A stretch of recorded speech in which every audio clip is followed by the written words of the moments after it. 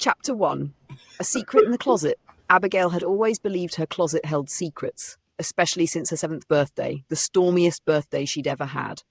Rain hammered the roof, thunder cracked like giant bowling balls rolling across the sky, and lightning flashed so brightly it lit up the whole backyard like a giant camera taking pictures. Abigail had rushed outside in her new sparkly birthday crown to rescue her soggy bubble wand when Steve waddled out from behind the lilac bushes wearing a wizard cape, 2 sizes too small, soaking wet and sparkling with leftover magic. A burst of thunder made them both scream at the same time. Copper had howled, and within moments they were laughing, talking, and becoming best friends for life. Abigail was still 7 now, just a few months past that magical stormy birthday, and she and Steve had already had so many adventures that magic felt almost normal. Her closet, however, remained his favourite hiding spot. This particular November morning was crisp and bright, the kind that smelled like cinnamon and fireplaces and hinted that Thanksgiving was only days away. Abigail sat cross-legged on her bedroom floor, picking out crayons for the place cards she was making for the holiday dinner. Uncle Bingo, Grandma, Grandpa, Auntie Laura, and Christine McMonkeypants, Uncle Bingo's longtime girlfriend, would all be arriving soon, and Abigail wanted everything to look perfect. Copper lay stretched beside her, his scruffy golden fur sticking up in odd directions. He thumped his tail lazily as Abigail searched for the perfect purple crayon. Thump! She paused. Copper's ears perked. Another thump, followed by a long, dramatic groan.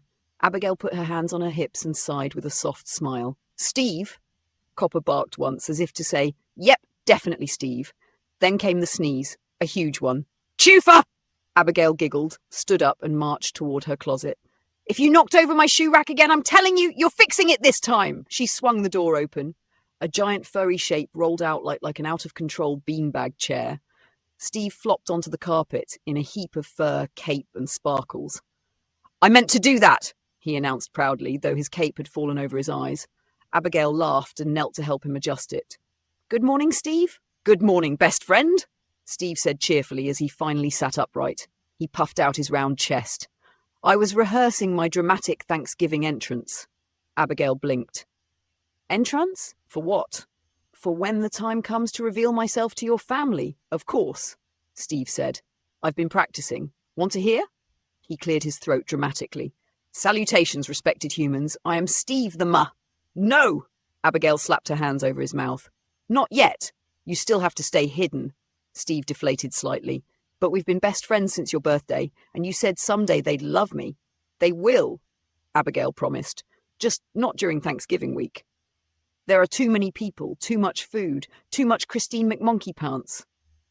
Steve shivered. "She scares me a little. She carries a purse shaped like a pineapple, and she once put Grandma's cat inside it," Abigail reminded him. Steve grimaced. "Right, best to stay hidden." Abigail sat back on the carpet as Steve plopped down across from her, his stubby feet sticking out. Copper settled beside him, giving him a patient but stern dog stare. "Okay," Abigail said. "Let's go over the Thanksgiving rules." Steve groaned loudly. Copper barked as if calling the meeting to order. Rule 1. Stay hidden unless I say it's safe. Steve raised a paw. "But can I peek?" "Nope." He slumped. "Rule 2. No magic unless it's a real emergency." Steve perked up. "Do snack emergencies count?" "No." "What about magical itchiness?" "No." Steve flopped dramatically onto his back. "Being magical is hard." "And rule 3, Abigail said firmly. You absolutely cannot go near the Thanksgiving food." Steve sat bolt upright. "Not even to sniff?" "Not even a nibble," Abigail said. Steve clutched his chest. "But I love Thanksgiving food. Turkey, stuffing, mashed potatoes, and pie! Oh, pie." Copper drooled on the rug. "If the grown-ups see a giant magical capybara eating the turkey," Abigail said, "they'll freak out." Steve nodded sadly. "Yes, screaming, fainting, Grandma calling the news. And the fire department," Abigail added. "That one time was not my fault," Steve protested. "I tripped over a garden gnome." Abigail laughed. "Still, you have to be careful."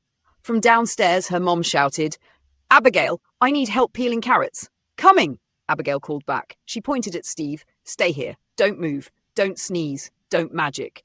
Steve saluted. "Yes, Captain Abigail." Copper barked in agreement. Abigail grabbed her crayons and left the room. The moment the door clicked shut, Steve whispered to Copper, "So, Do you think I could sneak a teeny tiny nibble of something?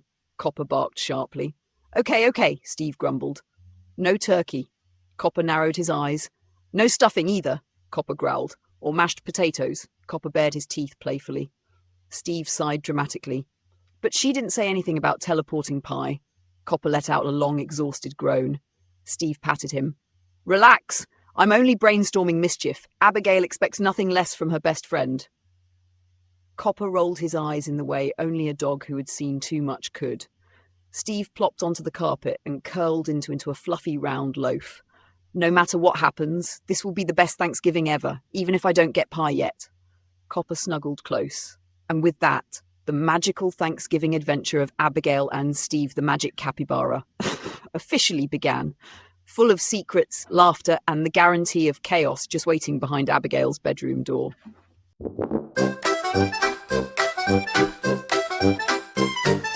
Abigail danced in her polka dot boots, Steve by her side with his magic pursuits, a capybara with a sparkle and a twist, casting spells he could never resist. Oh Steve, the magical beast, a capybara wizard at every feast. With a twitch of his whiskers, the world takes a spin. Abigail laughs as the cast begins. They turn the moon into a big balloon, floated past the stars, landed in Cancun. Steve said hola with a magical grin. Taco shells rained and the party began. He wiggled his nose, the maracas shook. Abigail sang from her spellbound book. Oh Steve, the magical beast, a capybara wizard at every feast. With a twitch of his whiskers, the world takes a spin. Abigail laughs as the cast begins. They wiggled his nose, the maracas shook. Abigail sang from her spellbound book. Oh Steve, the magical beast, a capybara wizard at every feast. With a twitch of his whiskers, the world takes a spin. Abigail laughs as the cast begins. He made the rivers dance, the mountains hum, turned a pumpkin into a drum. Abigail said, Steve, you're right, my friend. Let's never let this magic end.